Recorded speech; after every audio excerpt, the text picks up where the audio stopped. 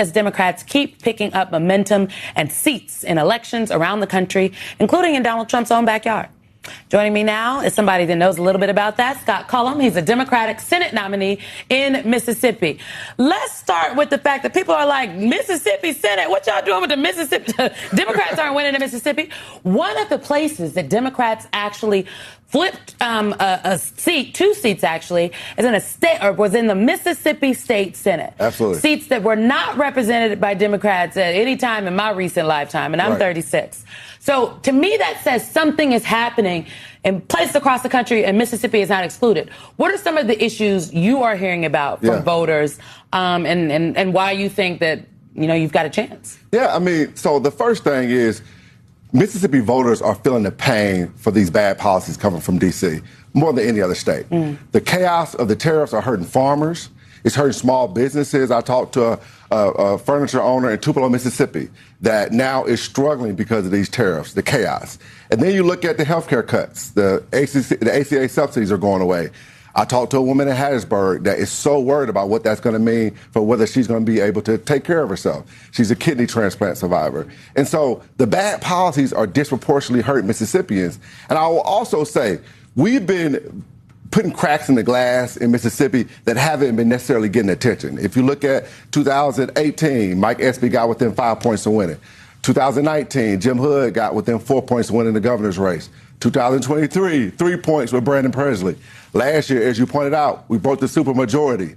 This year, you know, people thought we couldn't build the momentum, and we got 90% increased turnout in the Democratic primary. 58% of the people that voted against the Republican incumbent.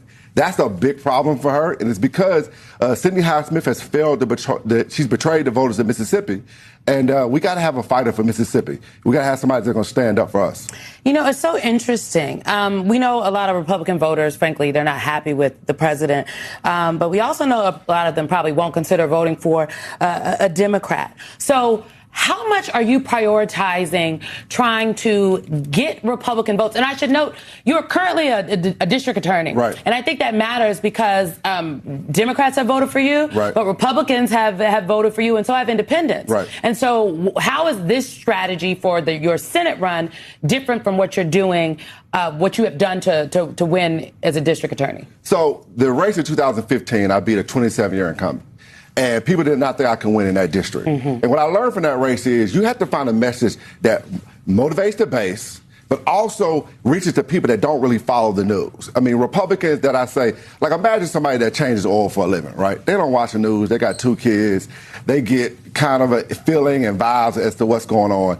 You have to find an economic message that says, listen, I'm not going to D.C. to be the Democratic senator from Mississippi. I'm going to D.C. to make your life better. I want the prices to be lower. I want better job and wages. I want you to be able to live the American dream. And that's my message. And the other thing that I think is important to my strategy is I am a true believer that we have to go back to campaigning. We have to go knocking doors. Knocking on doors. I've heard your opponent. She hasn't really had to campaign. Really. And I feel like this is one of the first times where the rubber is meeting the road on that. She hasn't done a town hall in 6 years. I've done more town halls in a month than she's done in her entire time in the United States Senate. And what we found out recently, which, you know, as a prosecutor, I'm going to prosecute the case. What she's been doing, she's been in Las Vegas, and a Republican, a primary opponent pointed this out. She's been in Las Vegas using campaign finance funds to get vacations, free food, clothing. I mean, while we're struggling, she's living the high life. And I'm going to prosecute the case. And the other thing that's so important about what I'm offering to voters is I'm going to be a listener. You know, if you follow me on social media, I ask voters all the time what matters to them. And oftentimes they're surprised. They're not used to people running for office actually caring what they think. And what I'm going to do is I'm going to listen, and then I'm going to deliver. Because the biggest problem in politics, and the number one answer I get, Symone, when I ask people what matters to them, you know what they say? Number one answer, I want somebody that's going to do what they say they're going to do. The problem, the enemy in politics is the voters don't trust the politicians. No, they don't. So do you think the voters are going to trust you? You think you think Republican voters are going to vote? Because, you know, you're not making it about race. But to be very clear, I I don't know the last time Mississippi was represented by a black senator. You think Republican voters are going to vote for you? Absolutely. You know, I'm a seventh-generation Mississippian. I grew up in public schools. You know, I coach a diverse amount of kids. Mississippians are ready for somebody that's going to put their interests first. You know, she is the right opponent because she hasn't done anything to make anybody's life better. She's totally ignored the voters. She's violated the first rule of politics. Take care of your voters. And I'm going to just run on her record. And I just, deep down in my heart, when I ran in 2015, I believed that the majority of voters in my district, they wanted somebody that was going to be smart on tough on violent crime, smart on nonviolent crime. I believe the majority of Mississippians love Mississippi more than they love the Republican Party or hate the Democratic Party. And that's why we're going to win. All right.